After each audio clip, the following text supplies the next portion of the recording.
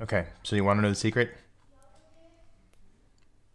It's curb appeal, but it's not what you think. So curb appeal is something we've heard a long time. There's also the old adage, location, location, location. That is always going to be true. But when you're talking about selling the house for the absolute most money, it's going to be curb appeal because it's going to come down to competition. And the curb appeal I'm referring to is not just the pretty of the outside, it's not the curb side of things, which is a big part of it. There's a reason why that is really important, but let's talk about it as a whole. What we're really talking about here is the overall value package that the house has to offer in comparison to what's on the market. So let's say, for example, you've got a house that's 2,000 square feet, 4-bedroom, 2-bath, really nicely taken care of. It's clean, nothing special, but it's okay, right? That's typically most houses on the market. There's nothing wrong with that. But if a new build comes along and it's prettier, it's got nicer cabinets, it's more updated, it has, let's just assume for now, the same size yard, which is not the case for new builds typically, but let's say everything else being the same, that new build, if the price were the same, people are going to end up going toward that for multiple different reasons. Number one, it's move-in ready. Number two, they don't have to think about having to change anything because everything's already kind of updated. They don't have to, like, in their mind, come up with this laundry list of where's this money going to come from and things like that. Bear in mind, most people who purchase into a house in your typical market of anywhere between 250 to 350 aren't necessarily going to have money to burn or even the desire to really change anything. The majority of people are not super handy, and so that's why about 40% or so actually go to new build instead. So the question is, how do you stand out among that particular segment of the market, especially right now with this being recorded back in February of 2024? New builds are offering really low interest rates because they're partnered with a lender, usually their own lender. And so they're actually building it in kind of sneaky ways in the background. We can talk about that later, but they're getting better incentives. So it's a better house for less money. Of course, you're going to go toward that.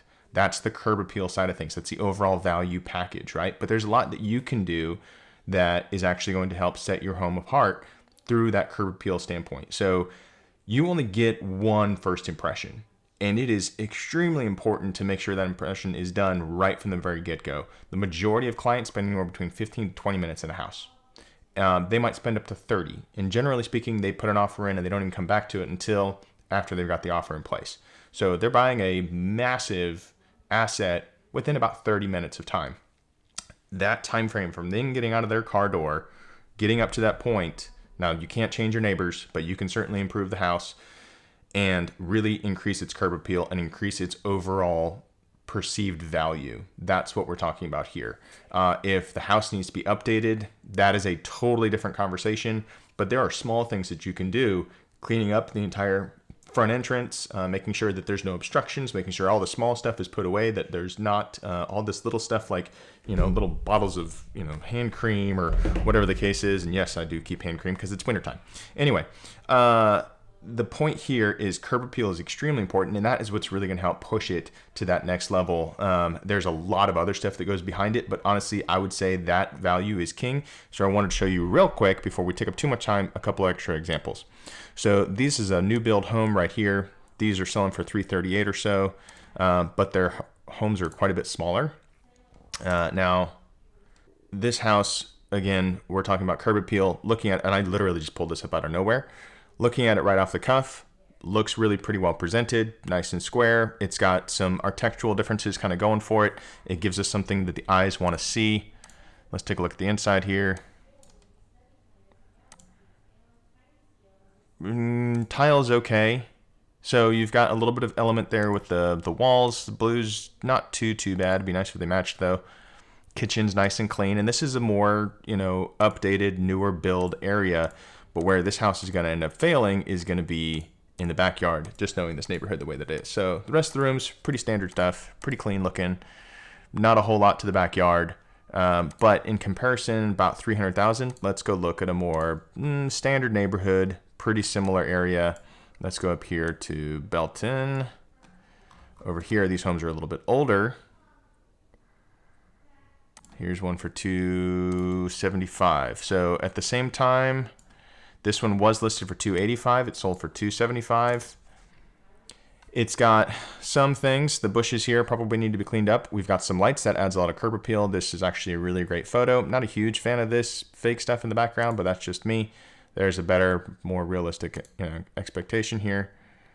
So it's got some curb appeal going for it, but in comparison to the other house, pound for pound, more than likely, you end up choosing that one, except for this one is 1,500 square feet.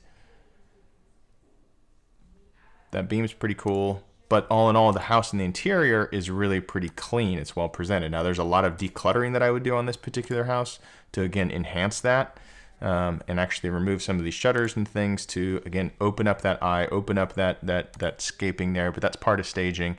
But there's some curb appeal here that could definitely be improved, and ultimately ended up selling for a little bit less than the one that we looked at in question. Let's go back to it real fast just to see. I believe it was this one. Yeah, 285, 3-bed, still 1,500 square feet, but it sold for quite a bit more with a smaller backyard. So, that is a really pretty decent example of where that kind of comes into play. Again, this is also going to come down to location because this neighborhood's really cool, but generally speaking, the curb appeal is going to be the most important, and capturing that first impression is going to be key. So hopefully you found this interesting. That's just the way I see it. What do you think? Let me know in the comments, and we'll talk to you then. See ya.